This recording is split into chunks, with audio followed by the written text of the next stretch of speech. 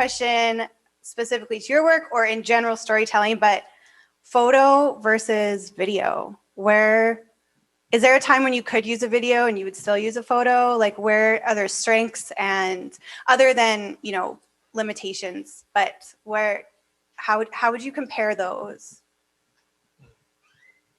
Oliver, we're looking at the guy who's the like video maestro.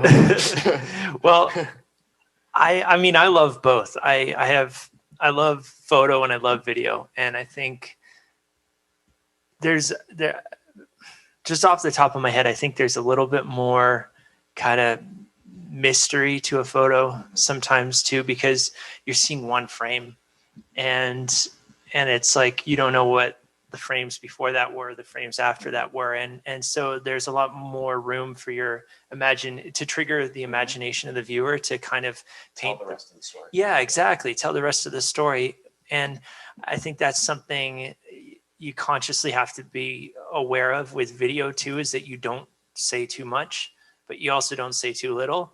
You kind of have to think about the same thing with photo, but I think there's just a really cool mystery to photo. But sometimes you want to elaborate a little bit more, and that's where I think video is really great. Some of my favorite stories or in films too are ones where it feels like they just turned on the camera. They captured like a portion of these people's lives and then they turned it off, but there's no real beginning. It's like, it's not really a beginning. They just turned the camera on, and it's not really the end. They just turned the camera off, but it was just, you just saw this snapshot. So in that way, those films are more akin to photos than they are to videos. Yeah, I think it's hard to pick just one. I think if you had to lean towards one, I would say video.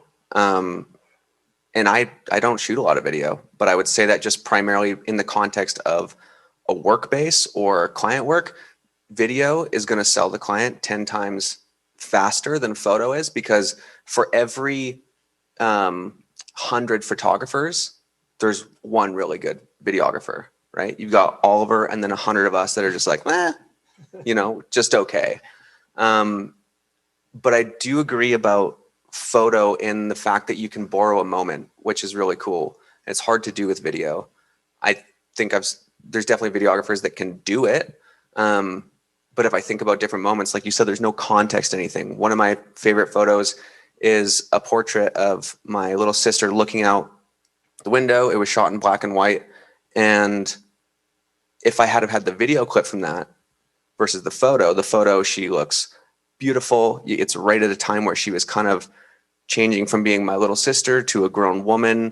We were in Montreal. It was just a cool environment, very candid and natural. And I kind of walked up and popped the photo, and it's one of my favorite images. In reality, had it have been on video, she turned to me and was like, "What the hell are you doing? Get out of my face." And so that would have been the video versus the photo in that context. At the same time, or on the flip side, with video, you can shoot somebody turning on the kitchen tap at 120 frames per second and make it look like the most beautiful thing you've ever heard or seen in your life. Take the soundtrack from Avatar, and then all of a sudden it's like, wow, I would love that sink so much. I would love water from that tap. That's the power of video, I think. Yeah, I think for any artist, it's like the pure form of your art, and then if you're, what the client wants or what the purpose, if it has a marketing skew to it. If you're shooting video, you can always shoot photo. If you're there to shoot photo, you can't always shoot video, because I can pop flash all day long. I can set up lights around the room. That's not going to work for him. I often draw the connection between video and photo being like guitar and bass guitar. It's like, if you can play guitar, you can play bass guitar, but just because you can play either doesn't mean you can play them well. It's like, there'll be the guys who are just like out of this world bass players, and they can kind of play guitar, but definitely they're the best at bass. And then other times they're the best at guitar, and they can kind of, hit all the root notes hit all the notes on the bass or whatever, but they can't kind of like elaborate. And then there's people who can do both. But I think there's so much crossover that photographers, videographers can both kind of do similar things, but it's like, which one have you invested the most time into to hone that particular? And then if you do play bass, you appreciate bass players, and if you play guitar, you have a deeper appreciation for that method. Totally. I feel like with bass, though, the better you get, the worse it sounds. Yeah. You know what I mean? If you're like just okay at bass, like dun dun dun dun dun, that's cool. That's kind of Yeah, sexy. four But then on all the of a sudden floor. it turns to like the you're like, no one even knows what you're doing. I'm thinking You don't even know what you're I'm doing. thinking like Thundercat You have no idea. and like Yeah. all his records with Yeah. or some of it's just bass for like 3 hours or Yeah. 3 minutes and you're just I'm into it. love I don't it. want to be the Seinfeld intro guy of cameras at all. John, what about photo versus video? What do you think? I'll just wrap it up with a pretty simple summary. I think I agree with what these guys have said. I think just kind of coming back to a bit of a theme, I think it comes down to intention. Like ultimately, like there's incredible things you can do with both. And I think you got to choose the medium to enhance the story that you want to tell. There's moments where a photo will speak volumes. You know, like we've all seen photos where it's like Jay said, that photo says way more than a video in that moment would. It leaves so much to the imagination. It captures you in a way, and it depends on the delivery system, right? If you're working on print, like you're not putting videos out, right? Like we have to use that medium.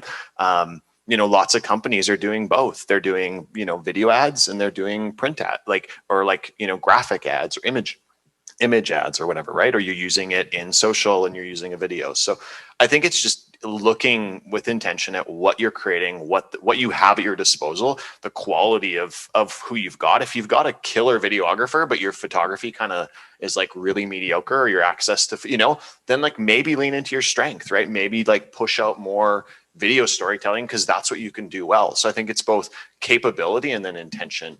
Obviously, if you've got access to the best of the best across the board, like use the best of both for what you're trying to create. But I think intention's probably the most important thing. I definitely identify with the purpose theme. I learned the hard way to stop and ask, why are we doing this before showing up at the shoot? Okay. Stop asking that because it lowers our budgets all the time. Right? That's true. Cut that out. So much unintentional things getting created out there. That pre-pro needs to go. Leave.